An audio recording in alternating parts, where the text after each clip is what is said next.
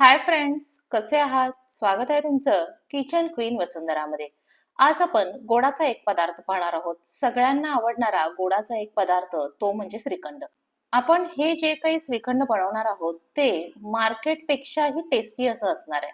टम्म फुगलेल्या पुरीबरोबर हे श्रीखंड खाल तर तुमच्या जिभेची चव जी आहे ती आणखी वाढणार आहे. तर असे हे टम्म फुगलेल्या पुरीसोबतचे मार्केटपेक्षाही टेस्टी असणारे अगदी परफेक्ट आणि घरगुती श्रीखंड कसे बनवायचे हे जाणून घेण्यासाठी व्हिडिओ आहे तो शेवटपर्यंत पहा आणि चॅनलवर नवीन असाल तर चॅनलला सबस्क्राईब करा. त्याचबरोबर शेजारच्या बेल आयकॉनवर क्लिक करायला देखील विसरू नका, जेणेकरून इथून पुढच्या सगळ्या रेसिपीचे नोटिफिकेशन तुम्हाला लगेचच मिळून जातील. तर आता आपण कृतीला सुरुवात करूयात.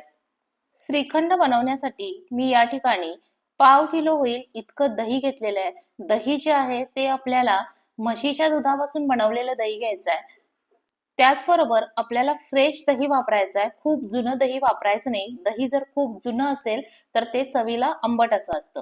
आता हे दही मी एका कॉटनच्या कापडामध्ये बांधून ठेवणार आहे. दही म्हशीच्या दुधाचं असल्यामुळं ते अतिशय घट्ट असं आहे. त्याचा एकदम घट्ट गोळा असा त्या कापडामध्ये पडलेला आहे. आता हे दही आपल्याला बांधायचं आहे. तर तुम्ही या ठिकाणी पाहू शकता की त्यातून बरचसं पाणी जे आहे ते ऑलरेडी निघायला सुरुवात झालेली आहे. कापडाची चांगली घट्ट अशी गाठ बांधून घेतलेली आहे आणि हे दही जे आहे ते आपल्याला एक 4 ते 5 तासासाठी म्हणून कुठंतरी असं टांगून ठेवायचं आहे, जेणेकरून त्यातलं सगळं पाणी निघून जाईल. आपल्याला दह्यामध्ये पाण्याचा अंश बिलकुल ठेवायचा नाहीये. दह्यामधलं पूर्ण पाणी जे आहे ते निघून गेलेलं आहे आणि त्यानंतर राहिलेलं दही त्याला अर्थातच आपण चक्का म्हणतो. तर आपला चक्का जो आहे तो रेडी झालेला आहे आणि आता या चक्क्यापासून आपल्याला श्रीखंड जे आहे ते रेडी करायचं आहे. तर श्रीखंड रेडी करण्यासाठी सुरुवातीला मी एका वाटीमध्ये 1 टेबलस्पून होईल इतकं दूध घेतलेलं आहे आणि त्यामध्ये आपल्याला 6 ते 7 होईल इतक्या केशरच्या काड्या ज्या आहेत त्या घालायच्या आहेत. केशरच्या काड्या घालून आपण ते दूध जे आहे ते हलवून घेऊया, ज्याच्यामुळं त्या काड्यांचं जे काही अर्क असेल तो त्या दुधामध्ये उतरला जाईल. पूर्ण पाणी निथळून गेलेलं दही जे आहे ते आपण घेतलेलं आहे आणि आता हे पूर्ण पाणी निथळून गेलेलं दही आपण एका बाउलमध्ये काढून घेणार आहोत. श्रीखंड हे बनवायला अतिशय सोपी रेसिपी आहे, पण त्याच्यामध्ये एकच वेळ खाणारं गोष्ट आहे ती म्हणजे काय, तर त्यातलं पूर्ण पाणी निघून गेलेलं असलं पाहिजे. त्याच्यामध्ये जर पाण्याचा अंश राहिला तर आपलं श्रीखंड जे आहे ते पातळ होईल. त्यामुळे पूर्ण पाणी त्यातलं आपल्याला काढून घ्यायचं आहे. कापडाला जे काही राहिलेलं दही आहे ते देखील मी सगळं दही व्यवस्थित असं काढून घेणार आहे. कोणताही आपल्याला अन्नाचा कण जो आहे तो वाया घालवायचा नाहीये. पाणी निथळून गेलेलं दही आपण बाउलमध्ये काढून घेतलेलं आहे. यानंतर आपण जे काही केशर मिश्रित दूध रेडी केलं होतं, तर ते आपण याच्यामध्ये ऍड करूया. केशर मिश्रित दूध ऍड करून झाल्यानंतर आपल्याला यामध्ये पिठी साखर ऍड करायची आहे. 2 टेबलस्पून होईल इतकी पिठी साखर आपण सुरुवातीला यामध्ये ऍड करतोय. जसं आपल्याला गोडपणा हवा असेल त्या प्रमाणात आपण साखर जी आहे ती ऍड करणार आहोत. पिठी साखर ऍड करून झाल्यानंतर आपल्याला यामध्ये वेलची पावडर ऍड करायची आहे. 1/2 टेबलस्पून होईल इतकी वेलची पावडर मी यामध्ये ऍड करतेय. आता हे आपण सगळं मिक्स करून घेऊयात.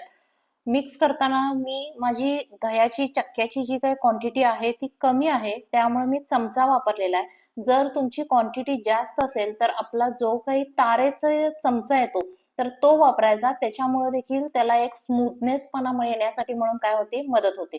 तर हे आपल्याला छान असं मिक्स करून घ्यायचं आहे. जसं जसं मिक्स करत जाल तर त्याला थोडंसं साखरेचं जे आहे ते पाणी सुटायला सुरुवात होईल.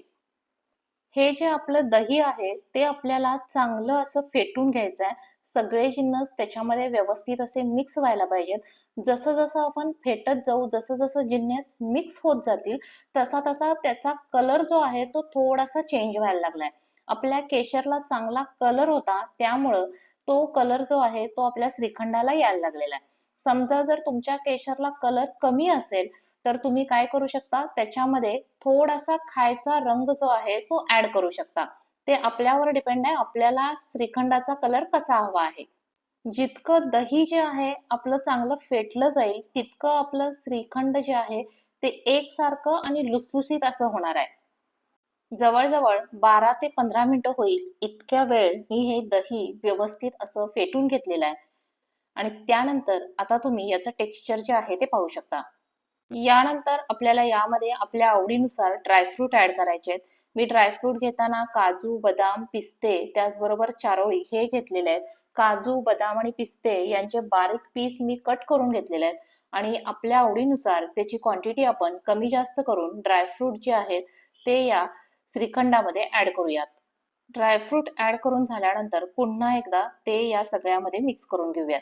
ड्रायफ्रूट मिक्स करून झालेले आहेत. त्यानंतर मी टेस्ट करून पाहिले असता मला त्याच्यामध्ये साखरेचं आणि वेलची पावडरचं प्रमाण जे आहे ते कमी वाटलं होतं. म्हणून पुन्हा एकदा मी त्याच्यामध्ये 2 टेबलस्पून होईल इतकी साखर, त्याचबरोबर पाव टेबलस्पून होईल इतकी वेलची पावडर ऍड केलेली आहे. साखर आणि वेलची पावडर ऍड झाल्यानंतर सगळं व्यवस्थित असं मिक्स करून घेतलेलं आहे. अगदी दाटसर असं आपलं श्रीखंड जे आहे ते रेडी झालेलं आहे आणि त्याचा कलर देखील बघू शकता. अगदी मार्केट सारखा परफेक्ट कलर देखील आलेला आहे. आता हे श्रीखंड मी सर्व करण्यासाठी म्हणून दुसऱ्या एका बाउलमध्ये काढून घेतलेलं आहे. श्रीखंड बनवायचं असेल तर आपल्याला थोडीशी पूर्वतयारी अशी करावी लागणार आहे. त्याचबरोबर एखाद्या सणाचा किंवा तुमचा जेवणाचा एखादा प्लॅन ठरला असेल तर तुम्ही आदल्या दिवशीच हे श्रीखंड जे आहे ते रेडी करून फ्रीजमध्ये ठेवू शकता आणि ऐनवेळी तुम्ही ते सर्व करू शकता. श्रीखंड सर्व करताना मी पुन्हा एकदा त्याच्यावर थोड्याशा केसरच्या काड्या ज्या आहेत त्या स्प्रेड करणार आहे.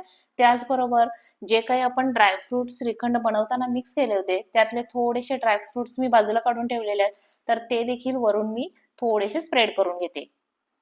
अशा प्रकारे आपलं श्रीखंड जे आहे ते खाण्यासाठी म्हणून रेडी झालेलं आहे. अतिशय टेम्पटिंग त्याचा लुक बघा, जसं मार्केटमध्ये मिळतं त्याच टाईपचं आहे आणि टेस्ट देखील तशीच आहे. श्रीखंड पाहिल्यावर आता मला राहवत नाहीये, तर तयार असलेल्या पुरीबरोबर मी या श्रीखंडाचा आस्वाद घेणार आहे. तर तुम्ही देखील या गुढीपाडव्याला असं हे मार्केट्सपेक्षाही टेस्टी असणारं घरगुती श्रीखंड जे आहे ते नक्की करून बघा आणि मला कमेंट करून सांगा की तुमचं श्रीखंड कसं बनलेलं आहे. तर ही होती आपली आजची टम्म फुगलेल्या पुरीसोबतची परफेक्ट आणि घरगुती श्रीखंड बनवण्याची रेसिपी. रेसिपी आवडली असेल तर व्हिडिओला लाईक करा, शेअर करा. चॅनलवर नवीन असाल तर चॅनलला सबस्क्राईब करा. रेसिपी शेवटपर्यंत पाहिल्याबद्दल धन्यवाद. लवकरच भेटूया नवीन रेसिपीसह. तोपर्यंत बाय बाय.